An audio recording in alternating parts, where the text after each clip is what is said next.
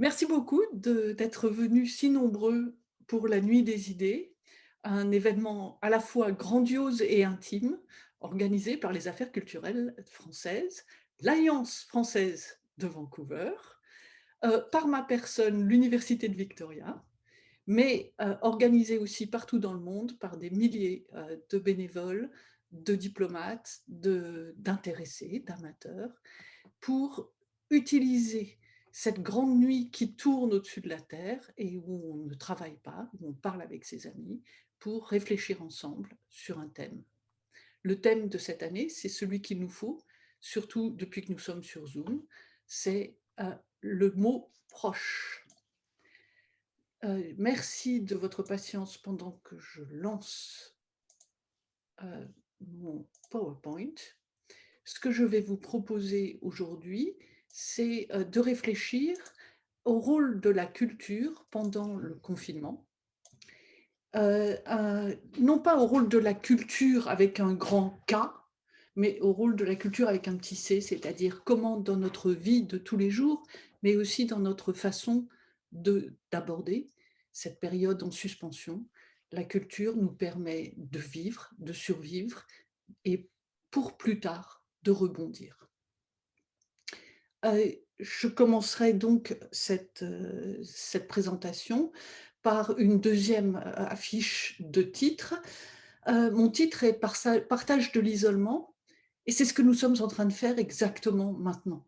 C'est-à-dire nous sommes chacun et chacune seuls, seuls chez nous, mais nous sommes ensemble sur cette espèce d'espace où nous avons le droit de ne pas porter de masque et où je vous ai rencontrés tous déjà une fois.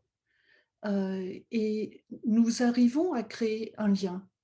Nous nous sourions, nous n'avons plus peur de montrer que nous sommes fatigués, que c'est la fin de la journée. Nous avons établi une proximité. Je profiterai de cette réflexion pour vous parler d'un projet mémoriel et communautaire intitulé Mémoire de la traversée. Et j'espère que nous pourrons continuer ma conférence par un atelier où nous dirons notre expérience. J'ai mis sur cette deuxième page de titre, juste dans notre créneau horaire, le nombre de réunions qui se produisent en ce moment et sous la bannière de la Nuit des idées. Et je trouve qu'il y a quelque chose d'extrêmement émouvant et aussi qui tient de l'honneur à faire partie de la Nuit des idées. Donc, merci à vous, merci à mes étudiantes Justine Bélanger et Émilie Wolff qui ont fait un très beau site web pour le projet mémoriel. Et je vous rappelle brièvement notre étiquette Zoom pour cette conférence, micro éteint pendant les présentations, surtout pendant les parties musicales. Si vous avez des questions, posez-les sur le chat ou en bon français, conversation en bas de l'écran. Je ne suis pas sûre qu'il y aura une réponse immédiate néanmoins. Si elles sont sur la présentation, bien sûr, je les regarderai avant que nous passions à la session atelier. Vous pouvez laisser et je vous en serai reconnaissante, votre micro allumé après les présentations. Une de mes questions, c'est peut-on penser le second confinement? Et vous notez que je dis second et pas deuxième, c'est-à-dire que je pense qu'il n'y en aura pas de troisième. Pouvons-nous penser le second confinement en déconfinant les souvenirs du premier, c'est-à-dire en réfléchissant à ce qui nous a permis de rebondir après le premier? Et pouvons-nous penser ce second confinement en faisant les souvenirs de ce qu'est ce second confinement? Donc, la première chose, c'est que nous avons certainement appris à être proches, ensemble, alors que nous sommes à distance. Et nous avons aussi trouvé des moyens, nous en sommes la preuve maintenant, d'être proches en français, ce qui est une façon de gagner une visibilité pour des communautés qui sont 2 fois invisibles. Elles sont invisibles par leur situation en minorité linguistique, mais elles sont aussi invisibles par leur situation éclatée géographiquement Et à l'intérieur de cette pandémie, elles le sont plus encore, car toutes les informations qui concernent notre province sont uniquement en anglais. Heu, Est-ce que cette pandémie peut nous aider aussi à penser notre résilience culturelle et mémorielle en Colombie-Britannique? C'est aussi une question que je garderai, heu, à l'esprit. Donc je ne suis pas la première à m'intéresser à la façon dont, les habitants de Colombie-Britannique ont vécu les confinements. Il y a eu un très grand sondage, dont les résultats, sont maintenant publiés en ligne par le BC Centre for Disease Control, et c'est un sondage que j'ai trouvé passionnant, mais qui oublie pour moi, ce que je voudrais en fait aborder avec vous. Qui oublie les questions sur il n'y a pas une seule question sur la langue. Donc tous les habitants de Colombie-Britannique parlent anglais. Il n'y a rien sur la culture, il n'y a rien sur l'humour, il n'y a rien sur l'identité, le sentiment de son identité. Et au départ, je me demandais: «Est-ce comment peut-on oublier cela?» Puis je me suis posé une autre question: est-ce qu'il était même possible de poser ces questions? Est-ce qu'on peut mesurer la qualité par un sondage? Est-ce qu'on peut rencontrer la personne qui est derrière un chiffre dans un pourcentage? En fait, il faut pour cela un échange, une mémoire qui se partage en par l'échange, par cet échange, et d'une certaine façon, il faut cette réunion, celle que nous tenons maintenant, qui est hors de la quantité et qui n'est que dans la qualité. Alors voici les résultats du sondage. Vous voyez combien de fois les gens se lavent les mains ou se lavent les dents et beaucoup d'autres choses. Et en les regardant, je me disais que leur titre, «Your story, your future», était un peu trompeur parce que mon futur n'est pas de me laver les dents et ni d'arrêter de me laver les mains, et je me suis demandé quelle histoire ça proposait pour les francophones en anglais, mais aussi quelles mesures et quels chiffres, cela nous donnait pour cette très longue traversée en suspension de ces mois. Et j'ai eu l'idée de faire un sondage, non pas un sondage, mais je dirais une enquête, une série de partages en français. Ça s'inscrit dans un nouveau contexte où pour faire communauté, il faut aller en ligne. L'écran, qui était pendant très longtemps le symbole de la déconnexion de l'adolescent qui ne veut pas écouter à table, ou des asociaux, est devenu une connexion avec les autres, puisque nous ne pouvions plus sortir de nos maisons. Et du coup, la communauté a changé. Elle a franchi les murs, elle a franchi les frontières, et elle s'est installée là où souvent, elle, elle ne se rendait pas. C'est-à-dire qu'on a fait communauté de façon consciente par la culture, par l'art et, il me semble, par les symboles de ce partage.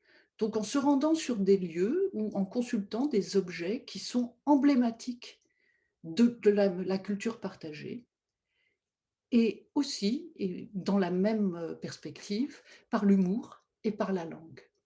Donc, à côté de des nombreuses initiatives comme le musée de l'isolement, où les participants peuvent déposer des objets ou des textes qui, pour eux, évoquent le confinement, le projet Mémoire a commencé à collectionner non seulement les souvenirs et les réflexions des habitants de Colombie-Britannique qui sont francophones, mais aussi ce qui les a frappés, ce qu'ils ont retenu de leurs échanges avec les autres pendant le premier confinement.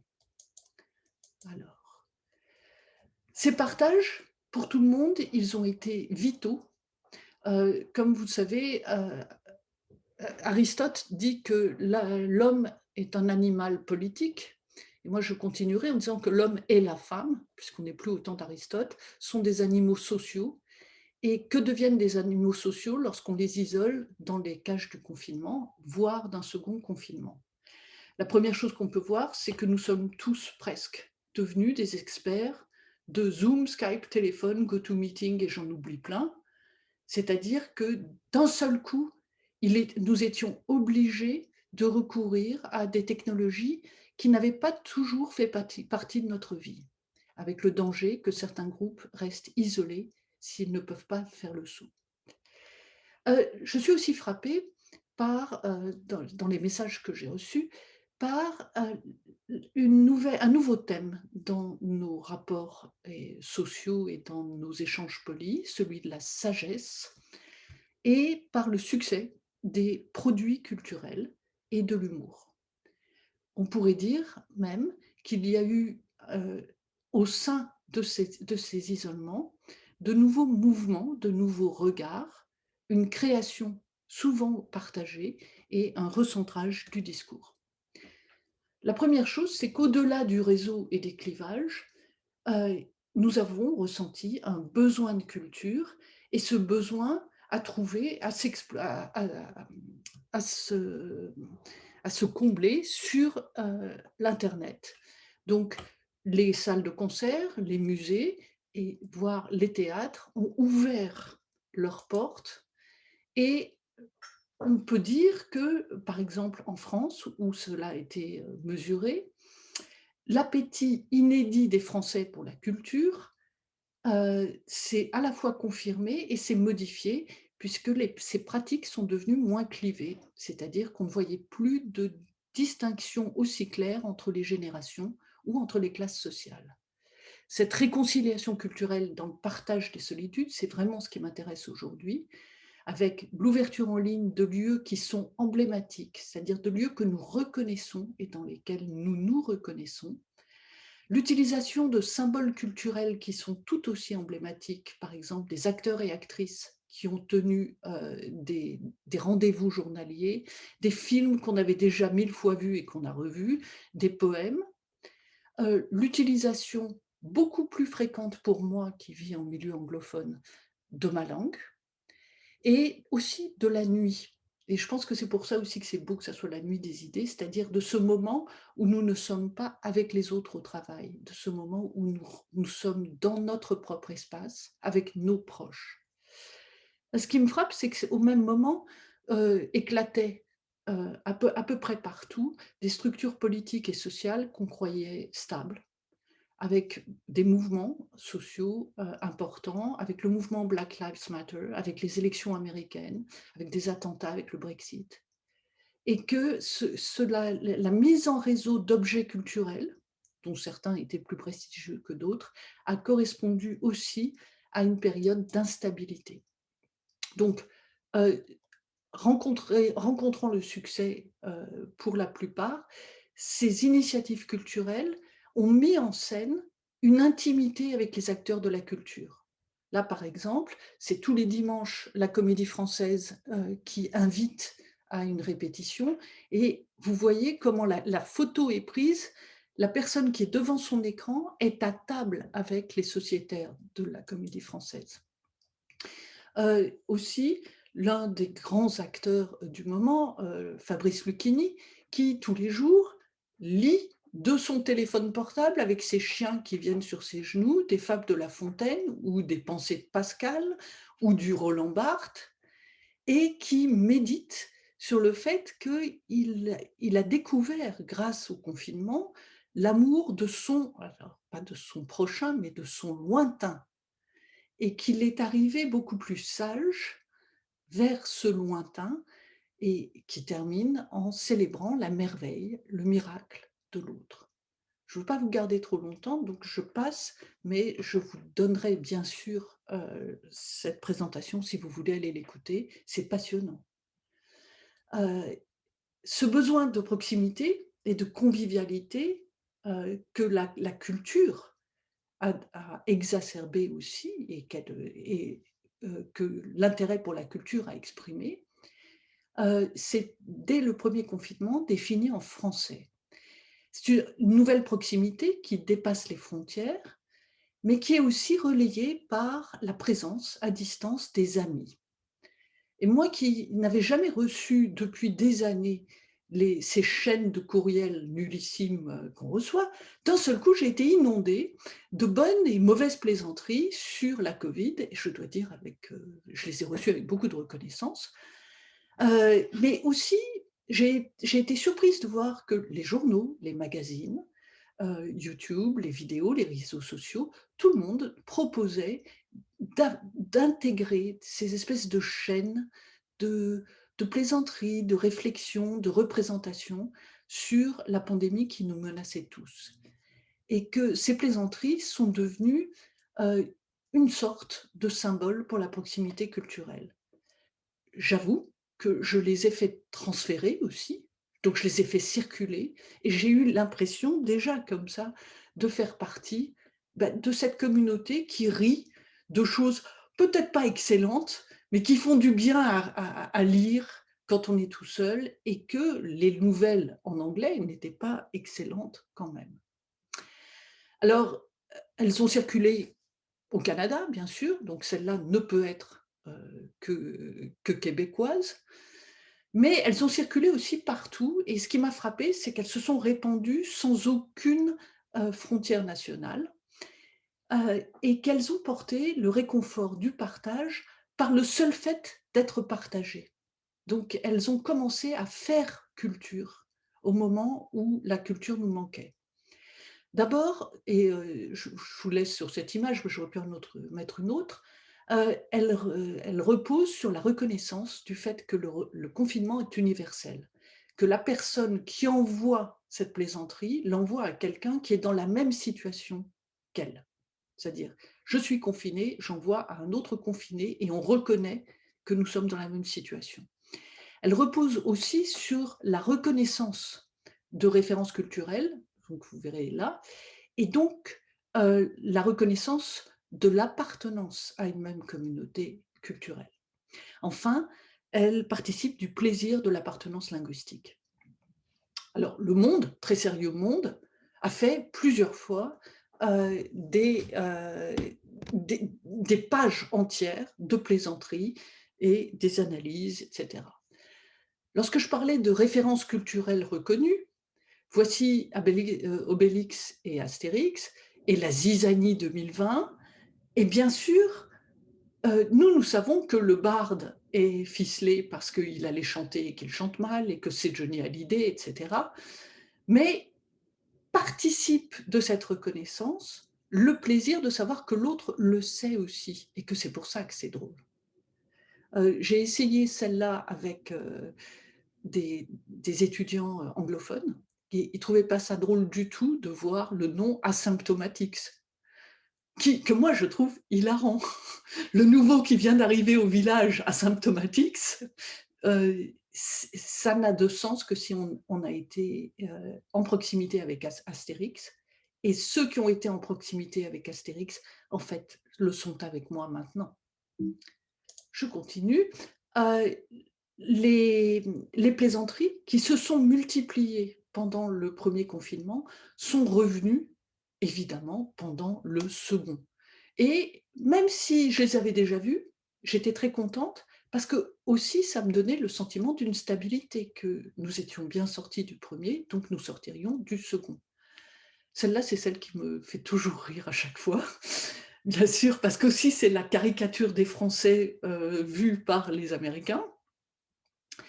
Et ont aussi circulé des vidéos qui sont parodiques, et qui donc visent à faire rire à partir de la situation du confinement.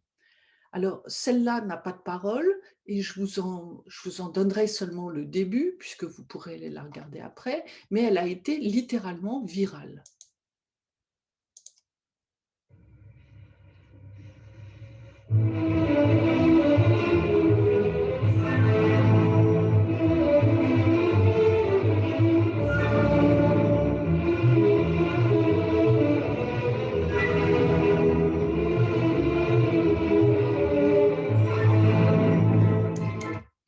Bon, je ne peux pas vous le montrer jusqu'au bout, parce que sinon nous serions en retard, mais ça vous apprend à vous laver les mains en temps de Covid.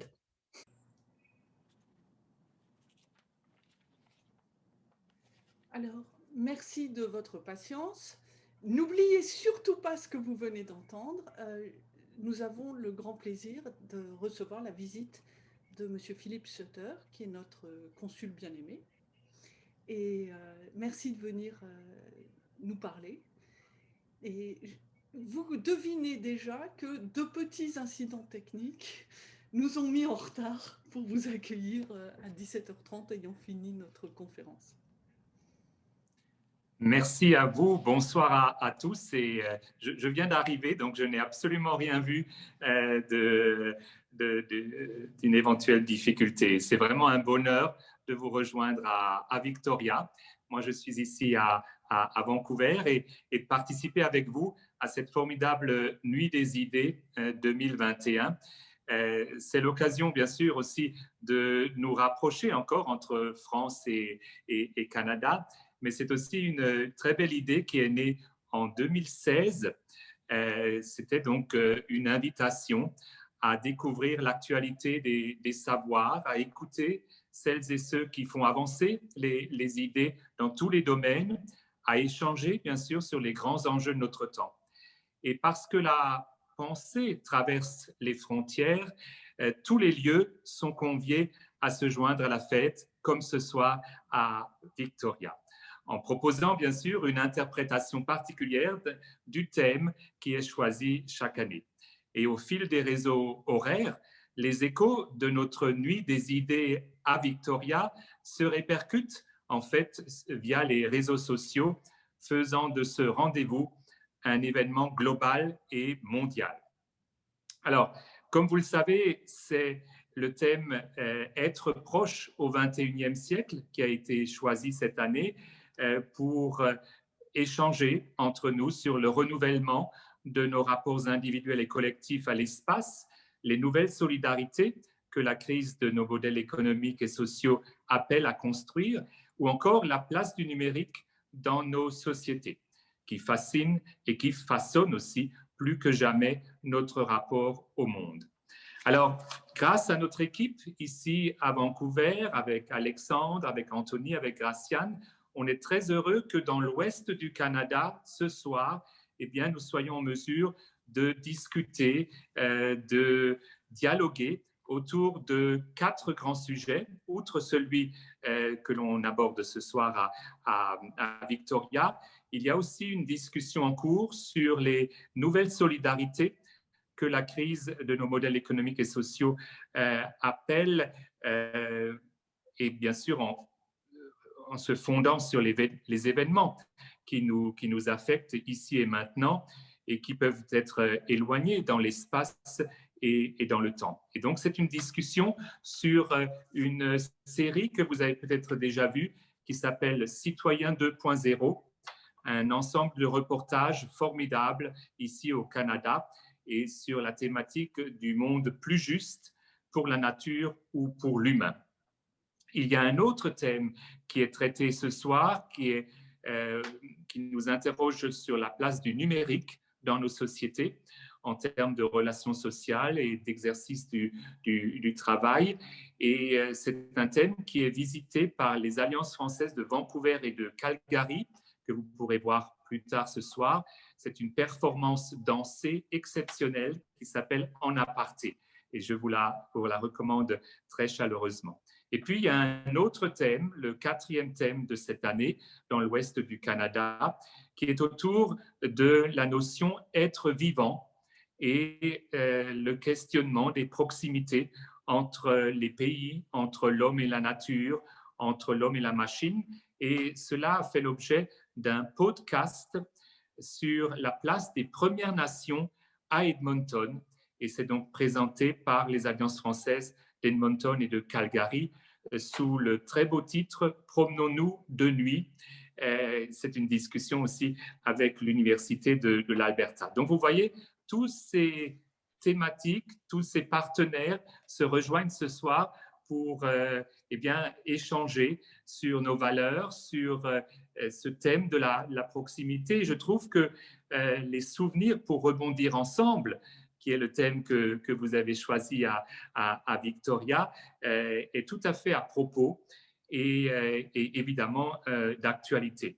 Alors, si je peux me permettre, je voudrais aussi apporter un peu notre témoignage de l'expérience que nous avons vécue ici en la matière. C'est vrai que depuis mars 2020, l'équipe du Consulat général de France à Vancouver, et donc pour l'ouest du Canada, nous avons été tous éprouvés, comme vous sans doute, mais on a tenu. Et c'est ça aussi la bonne nouvelle, bien sûr, lorsqu'il y a une crise, lorsqu'il y a quelque chose qui dérange complètement la marche de nos vies quotidiennes, eh bien, c'est de trouver aussi des moyens de tenir bon. Et c'est bien sûr ce que je vous souhaite pour les prochains mois, puisque nous savons que cette crise n'est pas terminée. Et de manière concrète, qu'est-ce qu'on a pu faire, puisqu'on est là à échanger un petit peu sur les voies et moyens de gérer cette crise, eh bien, nous avons essayé d'accompagner nos compatriotes dans cette crise et on va continuer à le faire, d'abord par des soutiens, tout simplement, en particulier dans les secteurs très frappés par cette crise. Vous savez, la restauration, les commerces de proximité, les commerces de détail, eh bien, on a essayé de les soutenir par des campagnes de promotion vers le grand public pour que chacun sache qu'évidemment, ces commerces ont continué à travailler et des restaurants aussi ont pu reprendre l'activité alors qu'ils avaient connu une période où malheureusement, ils avaient dû fermer leurs portes. Une autre action, ce sont des gestes de solidarité.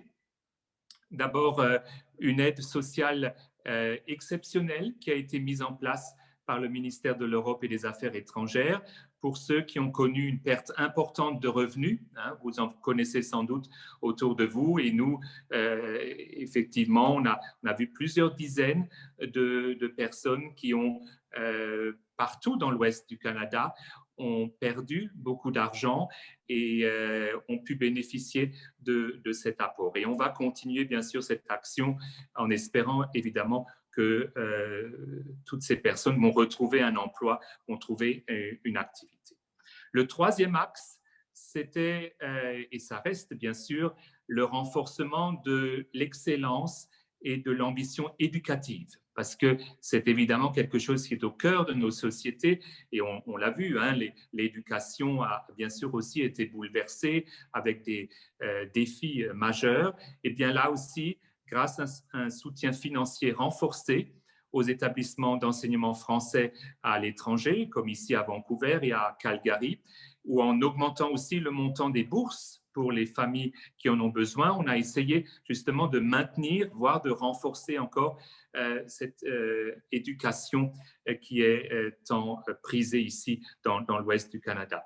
Donc, c'est en gardant un petit peu un œil sur le microscope pour percevoir les difficultés et essayer de les résoudre, mais aussi l'autre œil vers une longue vue en quelque sorte, hein, un œil sur la longue vue pour porter des projets importants pour nous tous et qui vont nous permettre justement à la fois d'être dans la résilience, qui est évidemment indispensable, mais aussi à penser la relance de nos activités, la reprise de nos activités qui est bien sûr tout à fait nécessaire. Donc voilà un petit peu le témoignage que je voulais partager avec vous et je vous souhaite bien sûr encore une excellente soirée, une excellente nuit des idées à Victoria et que je vais partager encore avec vous bien sûr dans les prochaines minutes. Merci à vous.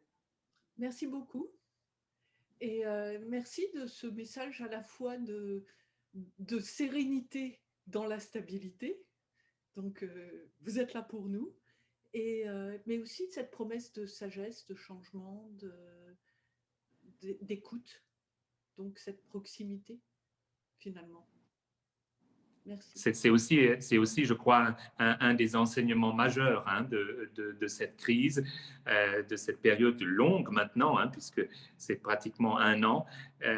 C'est vrai qu'on a mesuré combien une implantation ici à Vancouver hein, de nos services qui sont bien sûr administratifs dans un premier temps, mais aussi de soutien, comme je l'ai expliqué à l'instant, était vraiment essentiel et ça nous a fait chaud au cœur aussi de montrer et de pouvoir démontrer aussi cette utilité de notre équipe, pas seulement dans les coopérations traditionnelles, hein, pour la science, pour la recherche, pour l'éducation, pour la culture, mais d'être vraiment au service des partenaires et des concitoyens, bien sûr, des personnes qui en avaient besoin, au plus proche des besoins.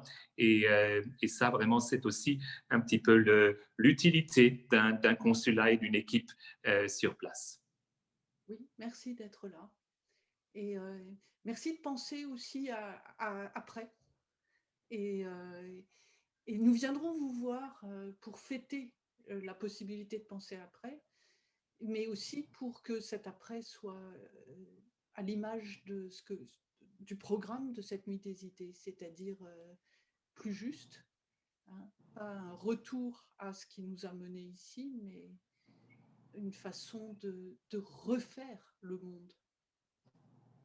Absolument, et vous pouvez vraiment compter sur notre équipe et j'espère de tout cœur que nous aurons l'occasion de dialoguer encore davantage avec l'Université de Victoria et l'Alliance française de Victoria. Et mille merci pour cette soirée que vous avez organisée ensemble. Mais mille merci à vous. Et je vois qu'elle est là sans la voir. Mille merci à Graciane. Oui, absolument, oui. Et puis, avec plaisir. Aussi à vous d'être là de Victoria. Hein, c'est bien de cet engagement. Alors, moi, avec tous les petits problèmes techniques, je n'ai pas fini ma présentation. Il nous reste 3 diapositives que je peux vous résumer, mais que je devrais peut-être vous infliger, parce qu'il faudra donner le film de cette conférence à Alexandre. Donc, il faudrait peut-être finir la conférence pour que ça fasse professionnel, au moins un peu. Donc, Claire, merci d'être venue. Nous avons parlé culture confinement, je fais très très vite. Hein. Culture confinement, nous avons dit que en fait, l'écran était devenu le lieu de connexion et non plus le lieu de déconnexion des ados. Nous avons dit que nous nous sommes tournés vers la culture, qu'il y a eu une espèce de réconciliation culturelle des anciens clivages d'accès à la culture pendant le premier confinement, et que les objets culturels que nous avons regardés étaient des objets qui nous incluaient. Par exemple, la Comédie Française qui nous invite à la table des sociétaires, par exemple le Louvre qui ouvre les salles pendant les rénovations, etc. Et que donc la culture était une forme de proximité. Et puis on a parlé de la nuit des idées et de la proximité de la nuit des idées. Et puis j'ai parlé de la référence, et ça va faire rire ma collègue Claire Carlin, parce qu'elle sait que je travaille là-dessus, c'est-à-dire la référence culturelle qui fonctionne comme symbole, reconnaître, par exemple, les parodies d'Astérix et Obélix. Et puis nous étions en train d'écouter Vesoul de Jacques Brel, et je passe maintenant ce qui a fait rire cette parodie qui était virale, littéralement, par le groupe en trio, mais à 4, les Goguettes. C'est le Pandémonium.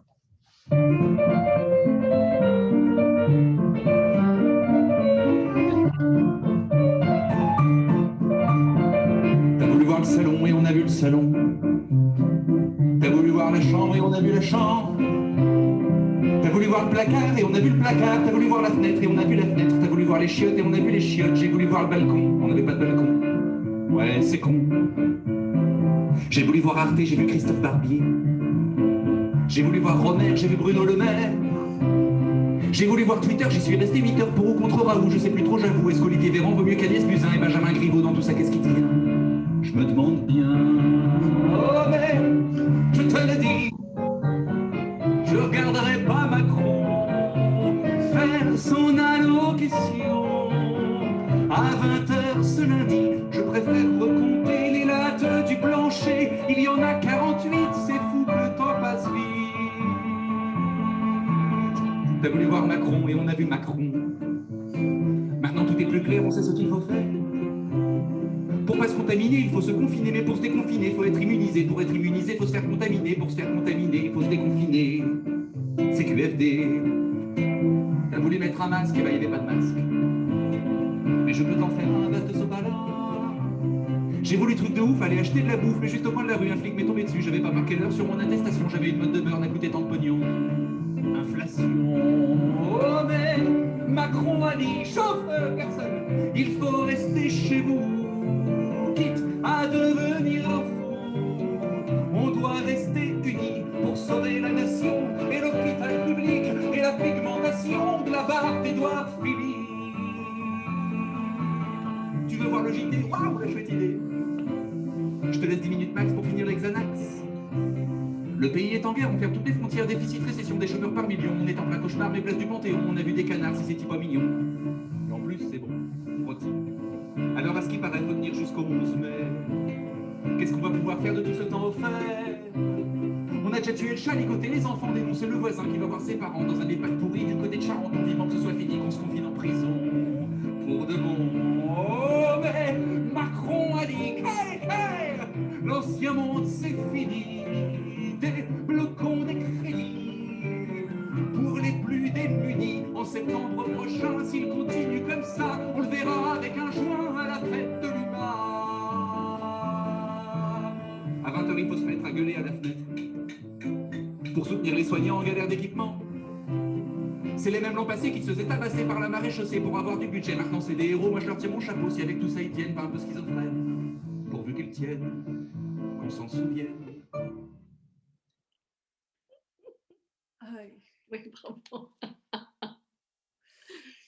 Quand même, et je vous ai montré donc Jacques Brel pour que vous sentiez bien aussi la finesse de cette reprise.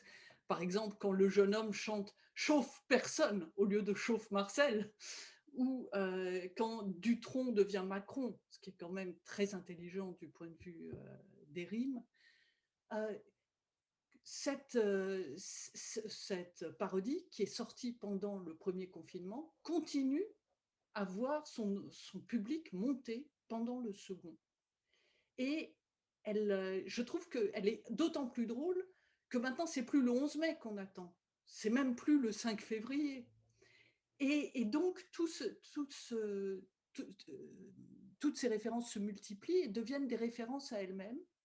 Et c'est ce que j'appelais cette valeur symbolique des références culturelles, puisque le premier confinement est devenu une référence pour ce second que nous vivons. Et vous vous rappelez que j'ai dit second, pas deuxième. Grâce à Fernand, qui est ici présent et que je remercie encore, j'ai découvert que ce genre se répandait aussi en dehors de Paris. Et je ne sais pas où sont faites les 120 secondes suisses, je crois que c'est à Lausanne. Et en tout cas, j'ai entendu, grâce à Fernand, que ces parodies de chansons populaires adaptées au confinement ne sont pas une spécialité française, même si je n'en connais pas d'anglophones, hein, je ne connais que les francophones. Donc je vous propose d'écouter Sans public, qui vous rappellera les bancs publics de Brassens.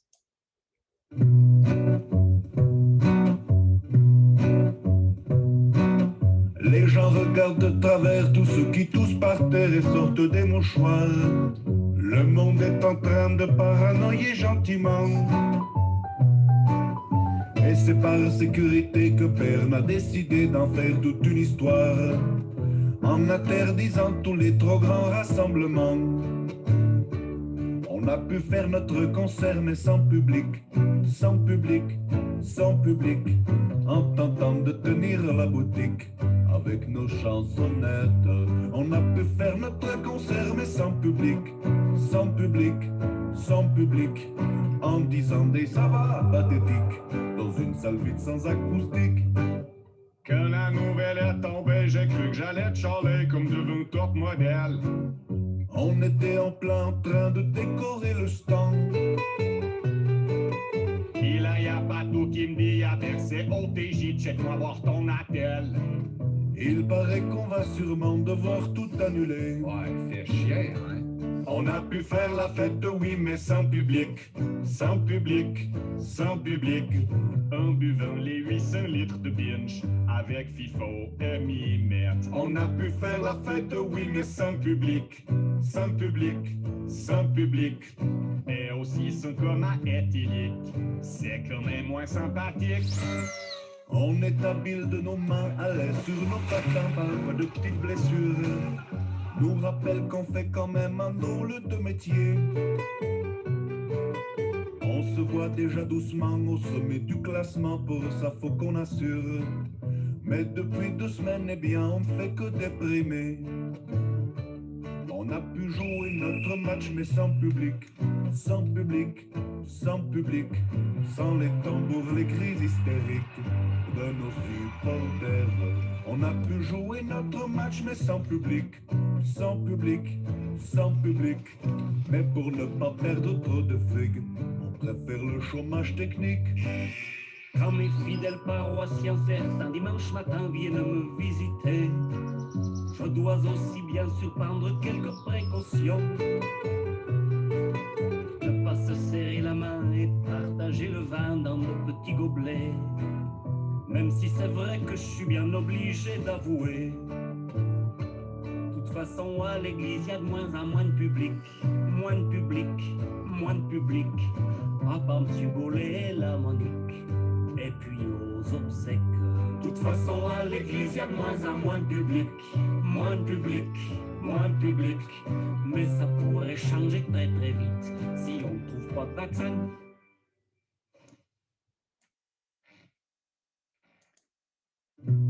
Non, non. Voilà. Donc, merci Fernand.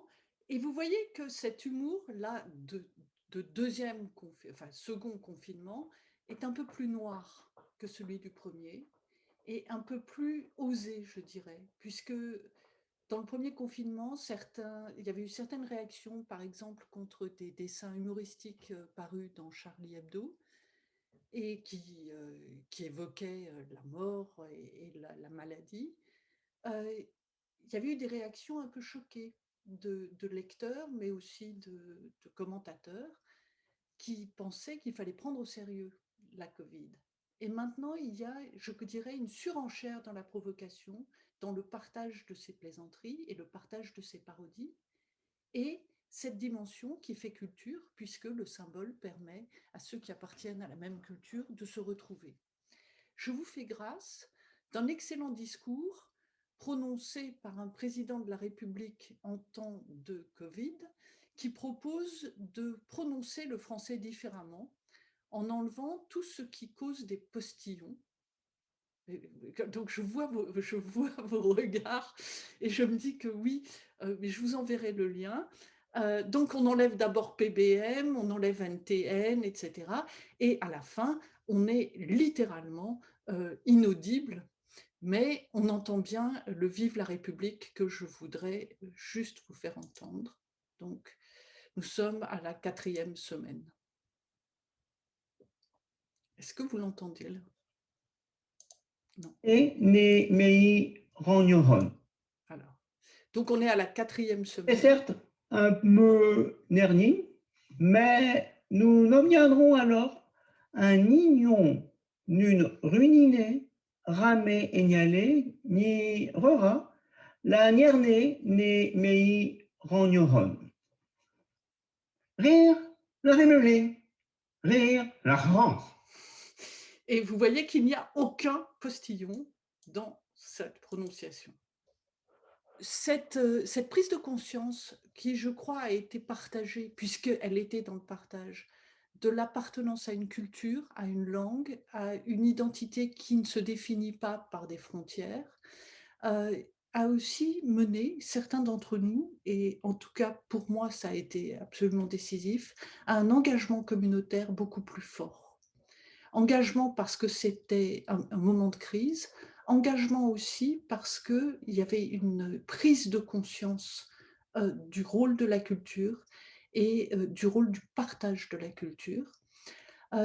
Grâce au soutien de la Société historique francophone de Colombie-Britannique, depuis le mois d'avril 2020 et aussi grâce à l'aide de Graciane et d'autres au consulat. L'équipe Mémoire de la Traversée recueille les témoignages, les souvenirs, mais aussi les créations de francophones dans la Colombie-Britannique. Nous avons donc un site web sur lequel nous faisons, à chaque fois que nous avons une soumission, nous faisons un carreau de la mosaïque de notre communauté. Certains carreaux, lorsqu'on clique dessus, deviennent des aquarelles, d'autres des poèmes, d'autres des nouvelles, ou d'autres restent juste une phrase. Et ce projet se continue maintenant. Donc c'est aussi, vous avez bien compris, ce vers quoi vous dirige cette conférence atelier. Il se continue et il sera très bientôt hébergé par le Musée royal de Colombie-Britannique.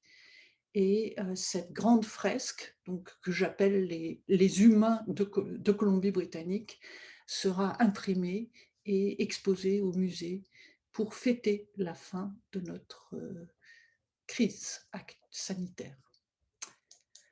Alors, ce dont nous avons parlé, grâce à ces références, grâce à la culture, grâce à l'humour, c'est d'être ensemble à distance. C'est d'avoir réinventé une façon de faire communauté sans masque, mais sans présence. C'est aussi la richesse du partage de ces solitudes. Moi, je suis très heureuse d'être avec vous ce soir. Je suis avec 4 personnes que je n'aurais jamais rencontrées. Et je commence à imaginer d'autres manières de faire connaissance et d'autres manières de dialoguer, de faire communauté. Je pense que ces moments sont ceux qui nous aideront à rebondir, c'est-à-dire à nous retrouver debout après la peine, littéralement.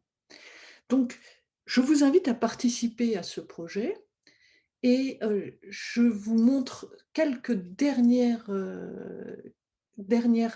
diapositives. Je les montre en fait pour ceux d'entre vous qui n'auraient pas assisté à cette séance et qui voudraient participer. Les questions que je vais poser à ceux qui sont là, ben, ce sont des questions qui certainement, enfin, je suis sûre que la première va les surprendre, c'est quel est le bon souvenir? Si vous aviez un bon souvenir de la période du confinement, c'est-à-dire si au lieu de dire à quel point nous avons souffert du confinement, nous parlions de quelque chose de miraculeux qui s'est passé pendant ce temps-là.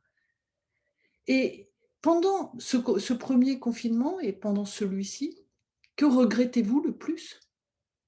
Mais que regretterez-vous peut-être le plus lorsque tout reprendra?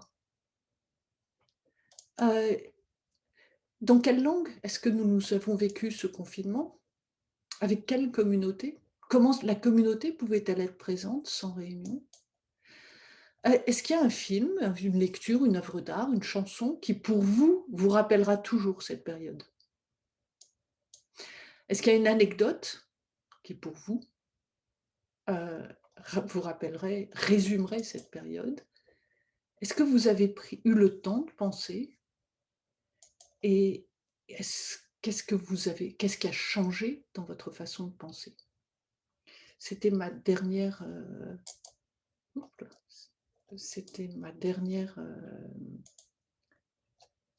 diapositive et je vous remercie de votre patience et aussi de votre présence parce que sans vous, jamais je n'aurais réussi à aller jusqu'au bout de cette présentation. Donc, j'arrête. Je ne suis plus maintenant votre conférencière et merci à vous.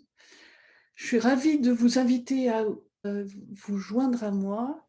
D'abord, si vous avez des questions, je n'en vois aucune dans la conversation. Et ensuite, si vous aviez la gentillesse et la patience de vous prêter à cette séance d'écriture et de partage sur les thèmes que je viens d'évoquer. Je tiens à vous dire aussi que j'arrête maintenant